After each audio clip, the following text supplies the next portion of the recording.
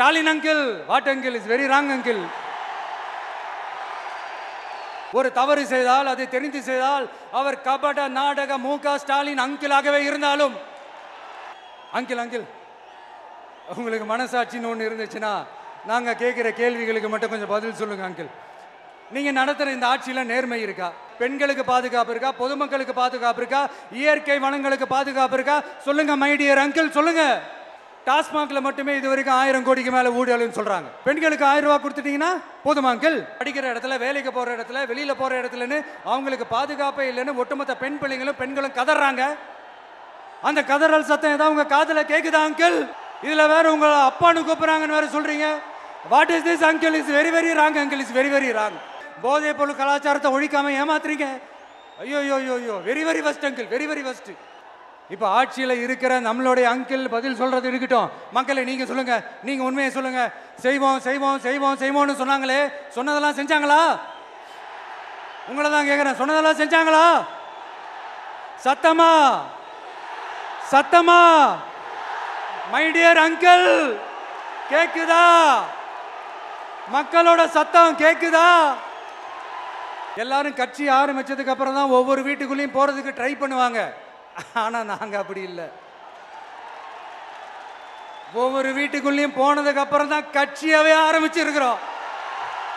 மதுரை கிழக்கு வேட்பாளர் விஜய்.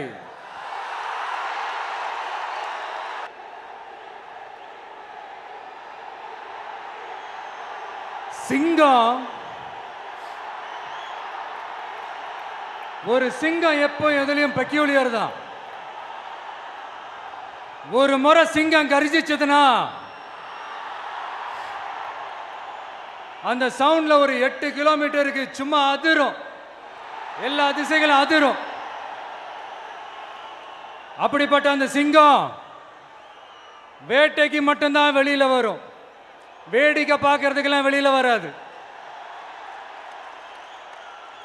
வேட்டையில கூட உயிரோடு இருக்கிற மிருகங்களை தான் வேட்டையாடும். அதுலயும் பெரும்பாலும் தன்னை விட பெரிய சைஸ் உள்ள மிருகங்களை தான் குறி வச்சு தாக்கும், ஜெயிக்கும். எவ்வளவு பசியில் இருந்தாலும் உயிர் இல்லாததை, கெட்டு போனதை தொட்டு கூட பார்க்காது. அப்படிப்பட்ட அந்த சிங்கம் அவ்வளவு ஈஸியா எதையும் தொடாது, தொட்டா விடாது. காட்டோட 4 பக்கமும் மார்க்கிங் மை டெரிட்டரின்னு தன்னுடைய பவுண்டரியை தானே வகுக்கும். அப்படிதான் அந்த காட்டையே தன்னோட கண்ட்ரோல்ல வச்சிருக்கும். சிங்கத்துக்கு கூட்டத்தோட இருக்கிறதுக்கும் தெரியும், தனியா இருக்கிறதுக்கும் தெரியும். அப்படியே தனியா வரணும்னு நினைச்சாலும் அஞ்சாம அலட்டிக்காம சும்மா கெத்தா தனியா வந்து அத்தனை பேருக்கும் தண்ணி காட்டும். எப்போ எதிலையும் தன்னோட தனித்தன்மையை இழக்கவே இழக்காது. Yes, a lion is always a lion.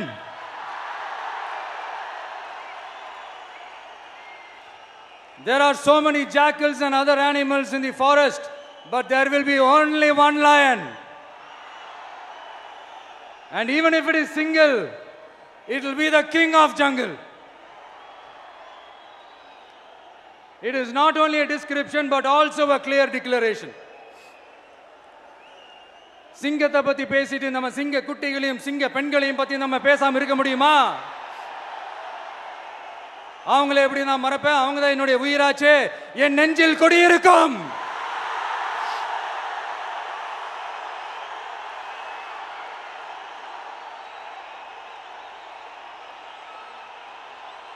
என்னுடைய தோழர்களுக்கும் தோழிகளுக்கும்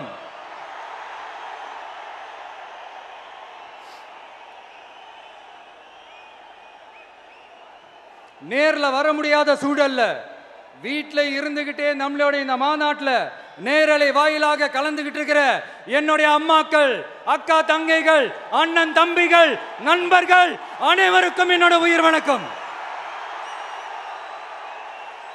என்னோட உயிர் வணக்கம், என்னோட உயிர் வணக்கம்.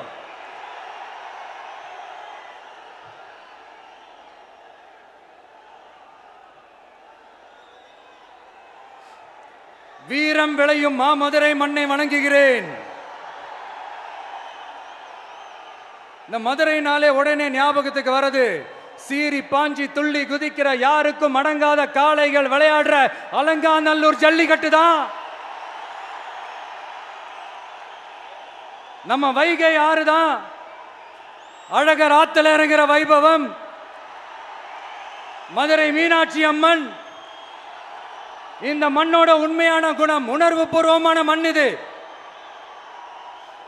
அது மட்டும் இல்ல, இந்த மண்ணில் வாழ்ற மக்களும் அப்படித்தான் உணர்வு பூர்வமான ஆளுங்க. நான் இந்த மண்ணில் கால் எடுத்து வச்ச உடனே ஒரே ஒருத்தரை பத்தி தான் மனசுக்குள்ள ஓடிக்கிட்டே இருந்தது. அவர் யாருன்னு உங்களுக்கும் தெரிஞ்சிருக்கும். சினிமானாலும் சரி, அரசியல்னாலும் சரி, நமக்கு ரொம்ப ரொம்ப பிடிச்சது புரட்சி தலைவர் எம்ஜிஆர் அவர்கள் தான். அவரோட பழகிறதுக்கு எனக்கு வாய்ப்பு கிடைக்கல. ஆனா அவரை மாதிரியே குணம் கொண்ட என்னுடைய அண்ணன் புரட்சி கலைஞர் கேப்டன் விஜயகாந்த் அவர்களோட பழகிறதுக்கு எனக்கு நிறையவே வாய்ப்பு கிடைச்சது. அவரும் இந்த மதுரை மண்ணை சேர்ந்தவர் தானே, அவரை மறக்க முடியுமா? தமிழ்நாட்டு மக்கள் உணர்வுபூர்வமா உண்மையா நம்ம பக்கத்திலே நிக்கிறவங்க. அதுக்கு ஒரு மிகப்பெரிய அடையாளம் தான் இந்த மதுரை மண். நம்ம தமிழக வெற்றி கழகம் கையில் எடுத்திருக்கிற அரசியலும் அப்படித்தான். உண்மையான அரசியல், உணர்வு பூர்வமான அரசியல், நல்ல அரசியல், நல்லவங்களுக்கான அரசியல், நாட்டு மக்களுக்கான அரசியல், நல்லது மட்டுமே செய்கிற அரசியல்.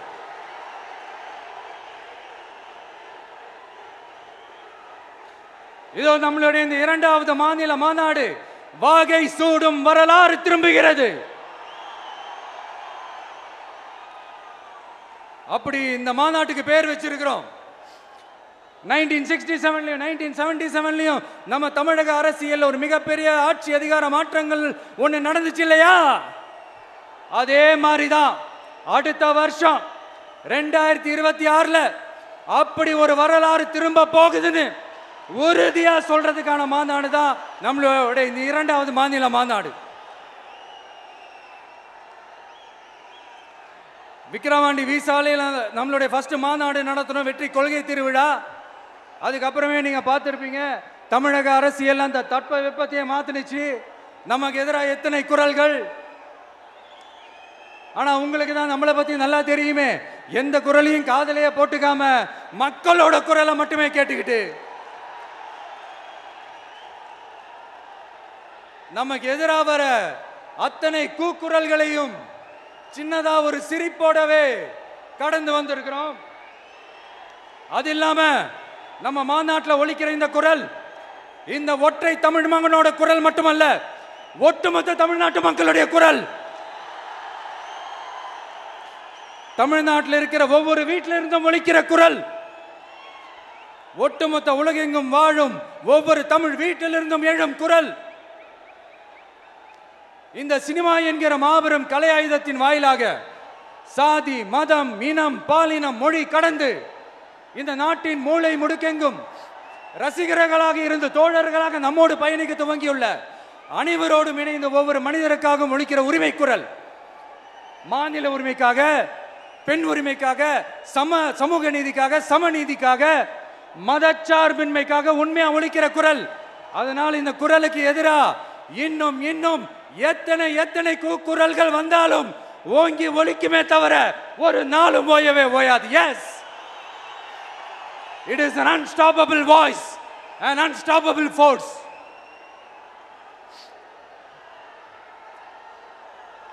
நம்ம அரசியலுக்கு வர்றதுக்கு முன்னாடி அட இவரெல்லாம் வரமாட்டாரியா, அவரே வரல, இவரே வரல, இவருங்க வர போறாரு அப்படின்ட்டு நிறைய பேர் ஜோஷியம் சொன்னாங்க. அப்புறம் நம்ம கட்சியினுடைய பேர் அறிவிச்சதுக்கு அப்புறம் பேரு தானே அறிவிச்சிருக்கிறாரு, மக்கள் கிட்ட பேர் வாங்கணும்ல, அதெல்லாம் முடியாதுன்னாங்க. அப்புறம் ரொம்ப முக்கியமா மாநாடுலாம் எவ்வளோ பெரிய விஷயம். அதெல்லாம் இவர் ஒத்தால எப்படி பண்ண முடியும்? சும்மா பக்கத்தில் புஷியானதை வச்சுக்கிட்டு மாநாட்டில் எப்படி நடத்தி காட்ட முடியும்? அதெல்லாம் அவங்களால முடியாது. அப்புறம் மழை பெஞ்சு எல்லாத்தையும் கெடுத்துரும். என் கூட இருக்கிறவங்களே கூட தான் சொன்னாங்க. அதுக்கப்புறம் என்ன நடந்துச்சுன்னு உங்க எல்லாருக்குமே தெரியும். இப்போ புதுசாக ஒன்று சொல்ல ஆரம்பிச்சிருக்கிறாங்க. அது என்னடானா, ஆட்சியை பிடிக்கிறதெல்லாம் அவ்வளவு ஈஸி இல்லை இல்லையா? இப்ப அதெல்லாம் விட்டாங்க. இப்ப இங்க வந்துட்டாங்க. இவர் நேரா ஷூட்டிங்ல இருந்து வருவாராம், வந்து ஆட்சியை பிடிப்பாராம். அது எப்படி இவராலே முடியும்? அவராலே முடியல, இவராலே முடியல. அவருக்கு அத்தனை வருஷம் ஆச்சு, இவராலே எப்படி முடியும்ட்டு ஒரு பக்கம். இன்னொரு பக்கம் கூட்டம்லாம் ஓகே தான், அது எப்படி ஓட்டா மாறும் அப்படின்றது இன்னொரு பக்கம். இப்படி கதை, திரைக்கதை, வசனம், இயக்கம், பாடல்கள்,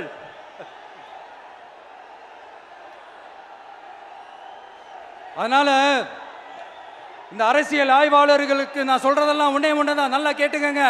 இந்த விஜய் ஏதோ இந்த பல லட்சம் பேர் கூடுற கூட்டத்தில் மட்டுமே இருக்கிறாரு அப்படின்னு மட்டும் தப்பு கணக்கு போட்டாதீங்க. ஏன்னா நம்மளுடைய இந்த கூட்டம் வெறும் ஓட்டா மட்டும் இல்லைங்க, வரப்போற தேர்தலில் மக்கள் விரோத ஆட்சியாளர்களுக்கு நாம வைக்க போற வேட்டா, நம்மளை கோட்டைக்கு அனுப்ப போற ரூட்டா இருக்க போதுன்னு சீக்கிரமாவே தெரிஞ்சுப்பீங்க. ஏன்னா கோடிக்கணக்கானவங்களோட ஹார்ட்லையும் வீட்லையும் ஏற்கனவே ஆல்ரெடி உயிரா, உணர்வா, உறவா இருக்கிறோம். நம்மளுடைய கனெக்ட் எல்லாம் வெறும் மக்களோட மட்டும்தான். நாம யாருன்னு அவங்களுக்கு தெரியும், அவங்க யாருன்னு நமக்கு தெரியும். நாமளும் நம்ம மக்களும் எப்படி இருக்கிறோம்னு எதிரிகளுக்கு நல்லாவே தெரியும். இருந்தாலும் இந்த விஜய் எதுக்குப்பா வந்திருக்கிறாரு, இவர் என்ன புதுசா என்ன திட்டம்லாம் சொல்லிட்டாரு அப்படின்னு வேற நிறைய கேள்விகள். இந்த சொல்றேன் தெரிஞ்சுக்கங்க. பெண் குழந்தைகள், பெண்கள் மற்றும் வயசானவங்களோட பாதுகாப்புல தான் நம்ம பிரையாரிட்டியே. அடுத்து இளைஞர்கள், உழவர்கள், உழைப்பாளர்கள், நெசவாளர்கள், மீனவர்கள், ஆதரவற்ற முதியோர்கள், மாற்றுத்திறனாளிகள், மூன்றாம் பால் இனத்தவர்கள்னு இன்னும் யாருக்கெல்லாம் கவர்மெண்டோட ஒரு ஸ்பெஷல் அட்டென்ஷன் தேவையோ அவங்க எல்லாருக்குமான ஒரு கவர்மெண்ட் அமைக்கிறது தான் நம்ம இலக்கே. நான் ஏற்கனவே சொன்னது தான் இங்க நான் திரும்பவும் சொல்றேன். நம்மளுடைய இந்த தமிழக வெற்றி கழகம் ஏதோ அரசியல் ஆதாயத்துக்காக தொடங்கப்பட்ட கட்சியெல்லாம் கிடையாதுங்க. கொள்கை கோட்பாடுகளோடு தந்தை பெரியார், பெருந்தலைவர் காமராஜர், அண்ணல் அம்பேத்கர், வீரமங்க வேலு நாச்சியார், மக்கள் சேவகர் அஞ்சலை அம்மாள், நம்மளுடைய 5 கொள்கை தலைவர்களோட வழிகாட்டுதல்களோடு தொடங்கப்பட்ட கட்சி. நம்ம ஸ்டாண்ட்ல நாம எப்பவுமே ஸ்ட்ராங்கா தாங்க இருக்கிறோம். அதுல எந்த மாற்றத்துக்கோ எந்த சமரசத்துக்கோ துளி கூட இடமில்லை. நம்மளுடைய ஒரே கொள்கை எதிரி பாஜக தான். நம்மளுடைய ஒரே அரசியல் எதிரி திமுக தான். எப்படி? நம்மளுடைய ஒரே கொள்கை எதிரி, நம்மளுடைய ஒரே அரசியல் எதிரி ஏதோ இந்த அண்டர் கிரவுண்ட் ஆதாயத்துக்காக டீல் போட்டுக்கிட்டு, டீல் பேசிக்கிட்டு, இந்த அலையன்ஸ் வச்சுக்கிட்டு இந்த ஊரை ஏமாத்துற கட்சியெல்லாம் நம்ம டிவிக்கே கிடையாதுங்க. யாருக்காகவும் எதுக்காகவும் எந்த பயமும் கிடையாது. மாபெரும் பெண்கள் சக்தி நம்மளோட இருக்கிறாங்க, மாபெரும் இளைஞர்கள் சக்தி நம்மளோட இருக்கிறாங்க, ஒட்டுமொத்த தமிழ்நாட்டு மக்களுடைய சக்தி நம்மளோட நிற்கிறாங்க. அப்படி இருக்கும்போது இந்தியாவில் இருக்கிற எல்லா ஸ்டேட்லையும் வாழ்ற நம்ம தமிழ் நெஞ்சங்கள் மட்டும் இல்ல, உலகம் பூரா 100க்கும் மேலான நாடுகள்ல வாழ்ற நம்ம தாய் தமிழ் உறவுகள் எல்லாருமே என்ன விஜய் தளபதி விஜய் இல்லனா விஜய் தளபதி இப்படி சொந்தம் கொண்டாடுற கோடிக்கணக்கானவங்களோட அன்பு மாசியும் நம்மளோட இருக்கும்போது, இவங்க எல்லாருமே நம்மளோட நிற்கும் போது எதுக்குங்க இந்த பாசிச பாஜகவோட நேரடி கூட்டணியோ இல்ல மறைமுக கூட்டணியோ உறவு வச்சுக்க? நாம என்ன உலகமாக ஊழல் கட்சி? என்ன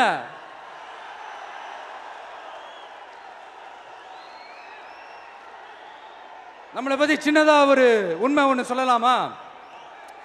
என்னடா இவர் வாயால இப்படி சொல்றாருன்ட்டு யாரும் தவறா நினைச்சுக்க வேணாம். ஏன்னா இது ஒரு விதத்துல ஒரு ஃபேக்டும் கூட, அதனாலதான் நான் சொல்லணும்னு ஆசைப்படுறேன். நம்ம யார் தெரியும்ல? நாம எல்லாருமே சொல்றேன், நாம யார் தெரியும்ல? இந்தியாவின் மாபெரும் மக்கள் சக்தி கொண்ட ஒரு மகத்தான வெகுஜன மக்கள் படை.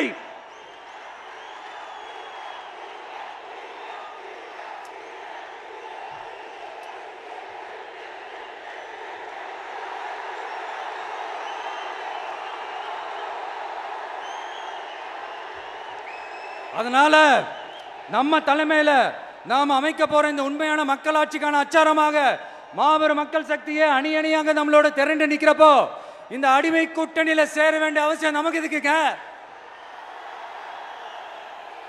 நம்மளுடைய இந்த கூட்டணி சுயமிழந்த கூட்டணியெல்லாம் இருக்காது, சுய மரியாதை கூட்டணியா தான் இருக்கும். இந்த ஒரு பக்கம் RSS கிட்ட அடிபணிஞ்சுக்கிட்டு, இன்னொரு பக்கம் மதச்சார்பற்ற கூட்டணின்னு இந்த மக்களை ஏமாத்துற கூட்டணியெல்லாம் நம்ம கூட்டணி இருக்காது.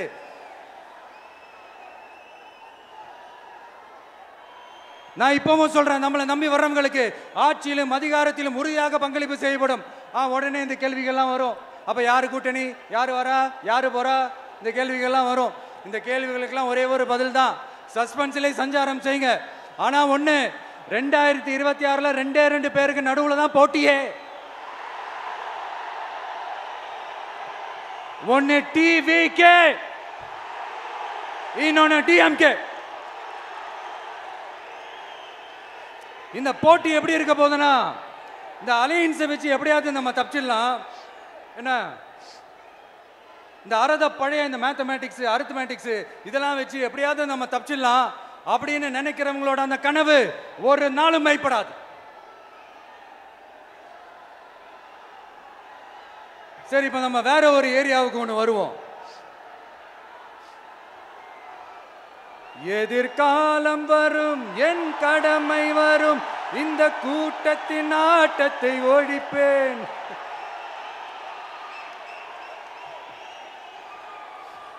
மக்கள் அரசியல் என்ற அந்த சவுக்க கையில் எடுக்கலாமா? யாருக்கு எதிரான தானே கேட்கிறீங்க? வேற யாரு? மறைமுக உறவுக்காரர்களான பாசிச பாஜகவும் பாய்சன் திமுகவும் தான். மாண்புமிகு பிரதமர் நரேந்திர மோடிஜி அவர்களே 3வது முறையா ஒன்றியத்தோட ஆட்சி அதிகாரத்தை நீங்க தானே கையில் வச்சிருக்கிறீங்க. இல்ல, நாங்க தெரியாம தான் கேட்கிறோம். நீங்க ஆட்சிக்கு வந்தது ஒட்டுமொத்த மக்களுக்கும் நல்லது செய்யவா, இல்ல நம்மளுடைய இந்த இஸ்லாமிய நண்பர்களுக்கும் இஸ்லாமிய தோழர்களுக்கும் எதிராக சதி செய்யவா? மக்களுக்கு உங்ககிட்ட கேட்கறதுக்குன்னு ஏராளமான கேள்விகள் இருக்குது. அதனால அவங்க சார்பா, அவங்கள ஒருத்தனா, அவங்களோட ஒரு உண்மையான ஒரு பிரதிநிதியா உங்ககிட்ட சில கேள்விகள் கேட்கணும். மிஸ்டர் பிரைம் மினிஸ்டர் அவர்களே, நம்ம தமிழ்நாட்டு மீனவர்கள் கிட்டத்தட்ட ஒரு 800 பேருக்கு மேல இலங்கை கடற்படையால தாக்கி அழிக்கப்பட்டிருக்கிறாங்க. அதை கண்டிக்கிறதுக்காக உங்களை பெருசா எதுவும் செய்ய சொல்லல, சின்னதா ஒண்ணே ஒண்ணு மட்டும் செஞ்சு கொடுங்க.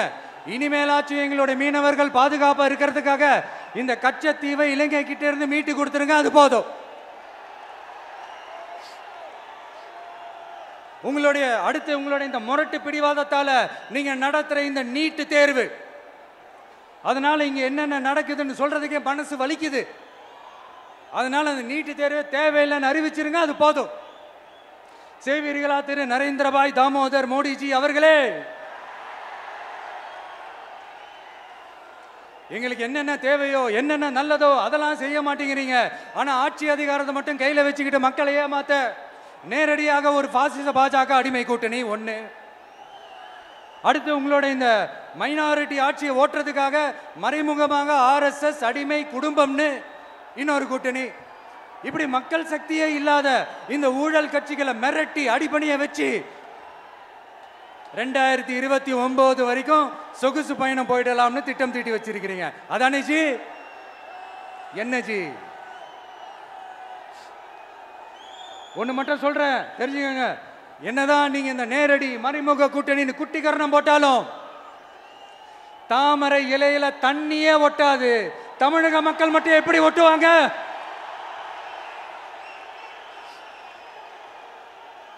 இங்க ஒரு MP சீட்டு கூட தரலன்றதுக்காக தமிழ்நாட்டுக்கும் தமிழ்நாட்டு மக்களுக்கும் எதுவுமே செய்யாம ஓரவஞ்சனை செய்யுது இந்த ஒன்றிய பாஜக அரசு. சங்கம் வச்சு தமிழ் வளர்த்த மண் இந்த மதுரை மண். அதனால இங்க அந்த கீழடியில கிடைச்ச ஆதாரங்களை எல்லாம் மறைச்சிட்டு எங்க நாகரிகத்தையும் எங்க வரலாறையும் அழிக்கிறதுக்காக உள்ளடி வேலை செய்யலாம்னு நினைக்கிறீங்க. தமிழ்நாட்டை தொட்ட என்ன நடக்கும் நீங்க பல உதாரணங்கள் இருக்குது. அதனால இதையெல்லாம் மறைச்சிட்டு எங்க மக்களை ஏமாத்திடலாம்னு மட்டும் நினைக்காதீங்க. மத நல்லிணக்கத்திற்கு பெயர் பெற்ற இந்த மதுரை மண்ணிலிருந்து சொல்றேன், உங்க எண்ணம் எல்லாம் ஒரு நாளும் ஈடேறாது.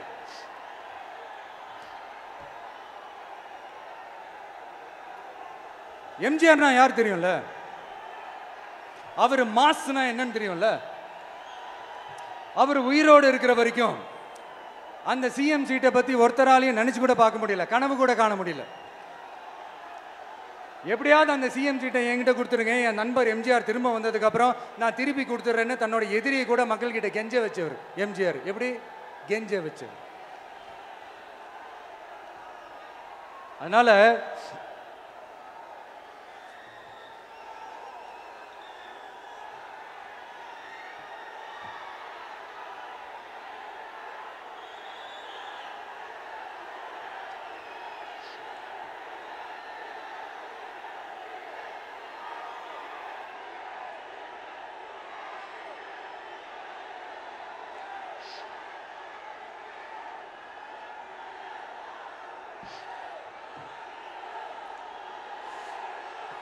ஆனா இப்போ அவர் ஆரம்பிச்ச அந்த கட்சியை, எம்ஜிஆர் அவர்கள் ஆரம்பிச்ச அந்த கட்சியை கட்டி காக்கிறது யாரு? இன்னைக்கு அந்த கட்சி எப்படி இருக்குது? அதை நான் சொல்லிதான் உங்களுக்கு தெரியணுமா என்ன? அப்பாவி தொண்டர்கள் அதை வெளியில சொல்ல முடியாம வேதனையில தவிக்கிறாங்க. 2026 சட்டமன்ற தேர்தலில் யாருக்கு ஓட்டு போடணும், எப்படிப்பட்ட ஆட்சி இங்க அமையணும்னு அந்த அப்பழுக்கற்ற அந்த தொண்டர்களுக்கும் ரொம்ப நல்லாவே தெரியும். அதனால என்ன வேஷம் போட்டுக்கிட்டு பாஜக இங்க தமிழ்நாட்டுக்குள்ள வந்தாலும் அவங்க வித்தை எல்லாம் இங்க வேலைக்கே ஆகாது. இப்படி பொருந்தா கூட்டணியா இந்த பாஜக கூட்டணி இருக்கிறதுனால இப்ப ஆட்சியில இருக்கிற இந்த வெற்றி விளம்பர மாடல் திமுக என்ன செய்யுதுன்னு தெரியும்ல? பாஜகவோட உள்ளுக்குள்ள ஒரு உறவை ஒன்று வச்சுக்கிட்டு வெளியில எதிர்க்கிற மாதிரி ஒரு டிராமா ஒன்று பண்ணிக்கிட்டு, எதிர்கட்சியா இருந்தா போங்க மோடின்னு பலூன் விடுறது, ஆளுங்கட்சியா இருந்தா வாங்க மோடின்னு கொடை பிடிச்சிக்கிட்டு கும்பிடு போடுறது. இது மட்டுமா?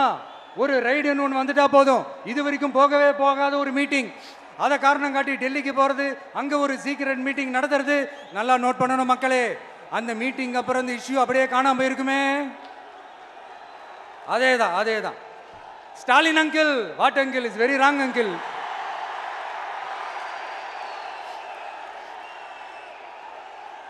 இப்படி தமிழ்நாட்டில் இப்ப நடக்கிற இந்த ஆட்சியினுடைய லட்சணத்தை பார்த்துக்கிட்டு நாம எப்படி சும்மா இருக்க முடியும்?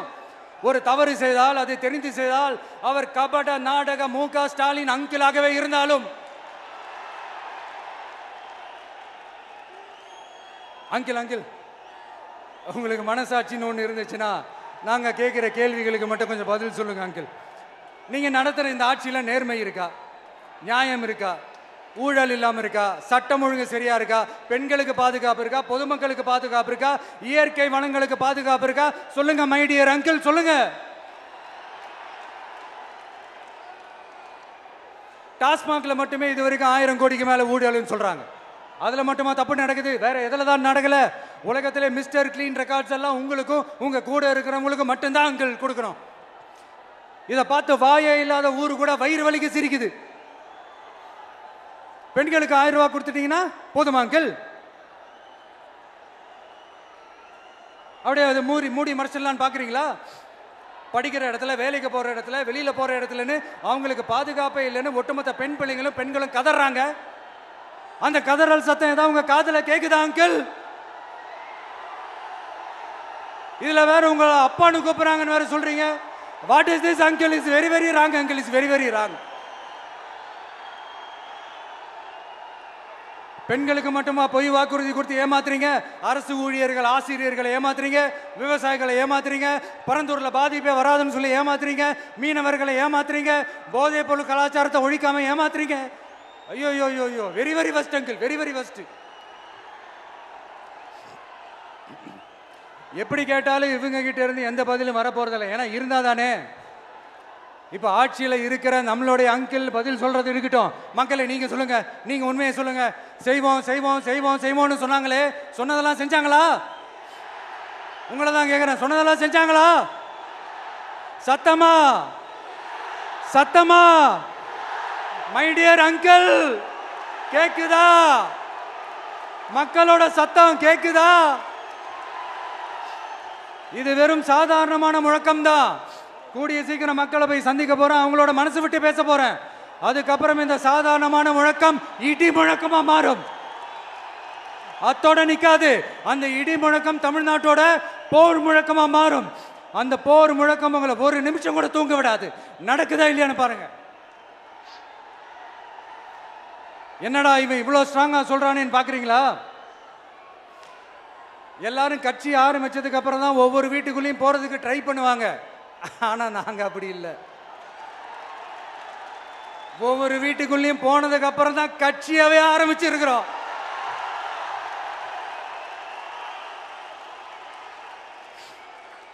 அதனால ஒட்டுமொத்தமா எல்லாருமா சேர்ந்து இந்த திமுக ஆட்சியை, கபட நாடக திமுக ஆட்சியை 2026 தேர்தலில் வீட்டுக்கு அனுப்புறோம். வீட்டுக்கு அனுப்புறோம். என்ன நண்பா, சரிதானே? என்ன நண்பி, செய்வீர்கள் தானே? இப்போ உங்களுக்கு சின்னதா ஒரு சர்ப்ரைஸ். நம்ம கட்சியினுடைய வேட்பாளர் பட்டியலை இப்ப நான் அறிவிக்க போறேன். மதுரை கிழக்கு வேட்பாளர் விஜய். இன்னும் முடிக்கல. ஒரு நிமிஷம், இன்னும் முடிக்கல. மதுரை மேற்கு வேட்பாளர் விஜய். மதுரை மத்தி வேட்பாளர் விஜய். மதுரை தெற்கு வேட்பாளர் விஜய். மதுரை வடக்கு வேட்பாளர் விஜய். மேலூர் விஜய். சோழவந்தான் விஜய். திருப்பரங்குன்றம் விஜய். திருமங்கலம் விஜய். உசிலம்பட்டி விஜய்.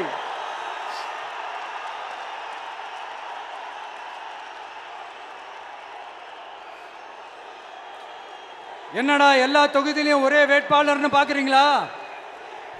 234 தொகுதியிலையும் இந்த விஜய் தான். அதாவது உங்க விஜய் தான் உங்க சின்னம். இன்னும் சிம்பிளா சொல்லணும்னா உங்க வீட்டில் இருக்கிற ஒருத்தர் தான் வேட்பாளரா நிக்க போறாங்க. அந்த வேட்பாளரும் நானும் வேறு வேறு இல்லை. நீங்க அவருக்கு ஓட்டு போட்டீங்கன்னா எனக்கு ஓட்டு போட்ட மாதிரி. இந்த முகத்துக்காக நீங்க ஓட்டு போட்டீங்கன்னா உங்க வீட்டில் இருக்கிற உங்களுடைய வேட்பாளர் ஜெயிச்ச மாதிரி. என்னடா இவர் ஏதோ ஓவரா சொல்றாருன்னு நினைக்க வேணாம். பிராக்டிக்கலா அப்படிதான் இருக்கும், அப்படிதான் இருக்கணும். நீங்களும் அப்படிதான் நினைப்பீங்கன்னு நான் நம்புறேன். ஏன்னா இது நம்மளை விட நம்ம எதிரிங்களுக்கு இன்னும் நல்லாவே தெரியும். அதனால எல்லாம் இந்த அதிகார பலம் எல்லாத்தையும் தூக்கிட்டு வந்துருவாங்க. வரட்டும், பார்த்துக்கலாம். TVK will take it, TVK will meet it, TVK will compete with it and TVK will conquer it. TVK will conquer it.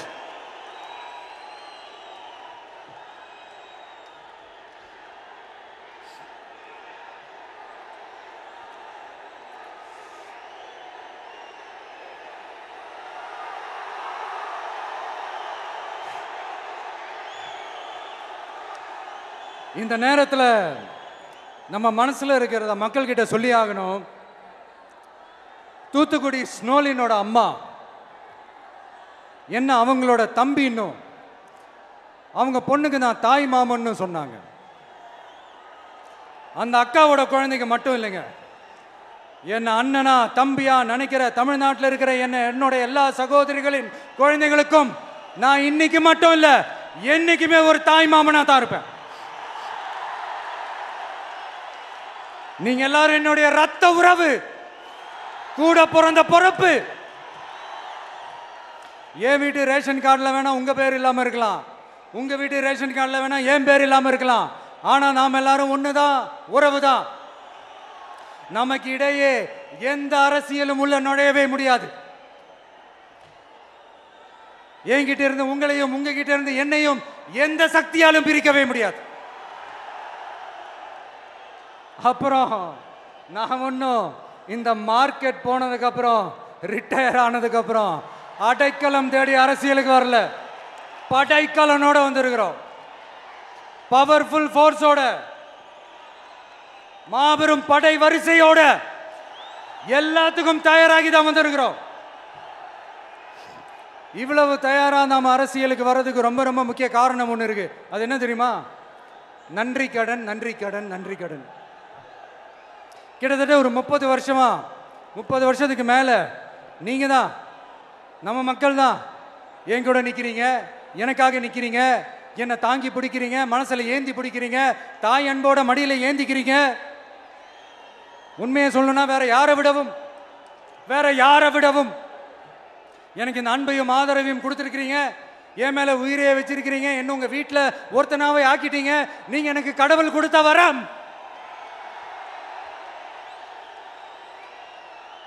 உலகம் பூரா நமக்காக நம்ம கூட நிக்கிற நம்ம மக்களை நான் எப்படி மறப்பேன்? நான் என் லைஃப்ல ரொம்ப உயிரா நினைக்கிறதே பெண்களை, குழந்தைங்களை, இளைஞர்களை, உழைக்கிற மக்களை தான். இவங்க தான் நம்மளோட வகைரா. இதை பார்த்து தான் நம்மளோட எதிரிகளுக்கு பத்தி எரியுது. அதுக்காக நாம் என்ன செய்ய முடியும்? அதனால நம்ம உறவுகளை, சொந்தத்தை, வகைராவை யாருக்காகவும் எதுக்காகவும் விட்டு கொடுக்க முடியாது இல்லையா? Here at this moment among this August gathering, I want to open my heart and say I enjoy people. I respect people. I worship people.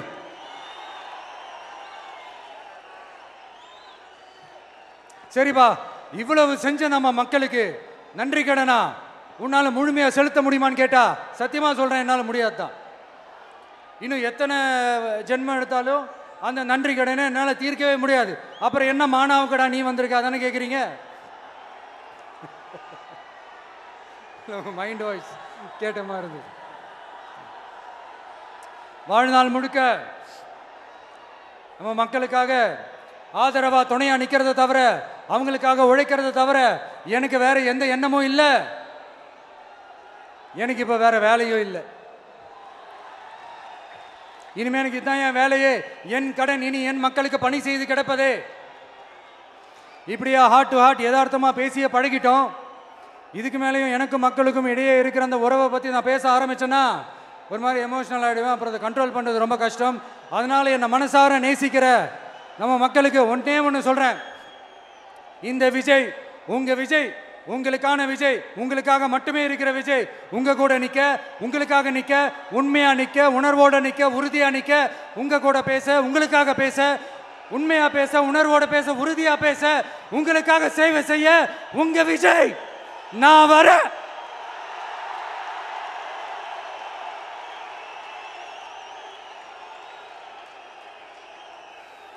சொல்லல முக்கியம், செயல் செயல் செயல் தான் முக்கியம்.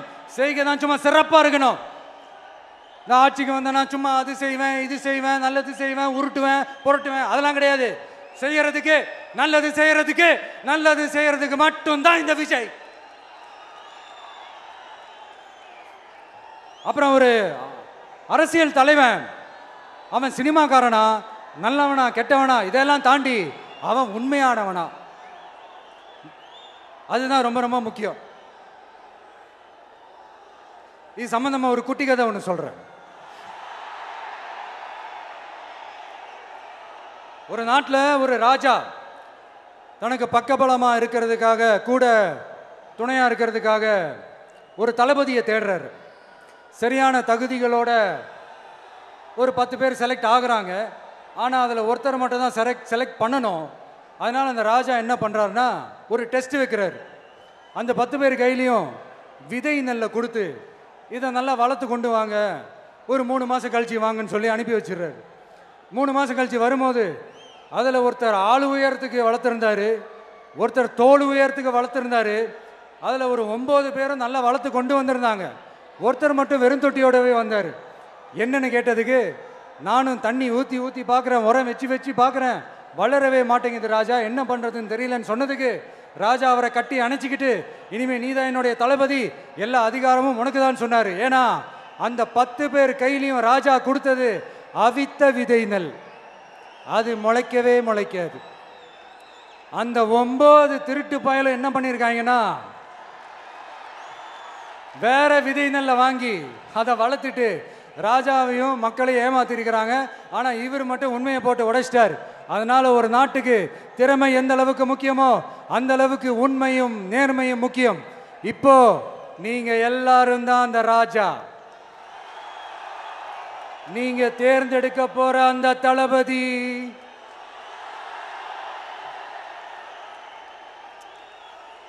சும்மா சினிமாக்காரன் சினிமாக்காரன் சினிமாக்காரன். அம்பேத்கர் அவர்களை தோக்கடிச்சது சினிமாக்காரன் இல்ல, அரசியல்வாதி. காமராஜர் அவர்களை தோக்கடிச்சது இங்க விருதுநகர் பகுதியில் தோக்கடிச்சது சினிமாக்காரன் இல்ல, இன்னொரு அரசியல்வாதி. இன்னைக்கும் நம்ம கூட வாழ்ந்துட்டு இருக்கிற நல்ல கண்ணு ஐயாவை தோக்கடிச்சது சினிமாக்காரன் இல்ல, அரசியல்வாதி. இப்படிப்பட்ட நல்ல நல்ல தலைவர்களை எதிர்த்து நின்று தோக்கடிக்கணும்னு அந்த எண்ணத்தை உருவாக்குனது சினிமாக்காரன் இல்ல, அரசியல்வாதி. அதனால எல்லா அரசியல்வாதியும் அறிவாளியும் கிடையாது, எல்லா சினிமாக்காரனும் முட்டாளும் கிடையாது. கான்பிடண்டா இருங்க, நல்லதே நடக்கும், வெற்றி நிச்சயம். மீண்டும் சந்திக்கும் வரை நன்றி, வணக்கம்.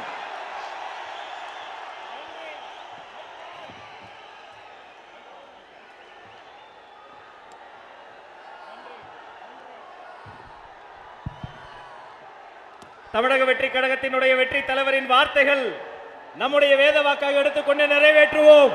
கட்டுக்கடங்காத கூட்டத்தின் நலன் கருதி தீர்மானங்கள் தனியாக வெளியிடப்படும் என்று சொல்லி நன்றி உரை தருகிறார் நம்முடைய மாவட்ட செயலாளர் அண்ணன் தங்கப்பாண்டி அவர்கள். தமிழக வெற்றி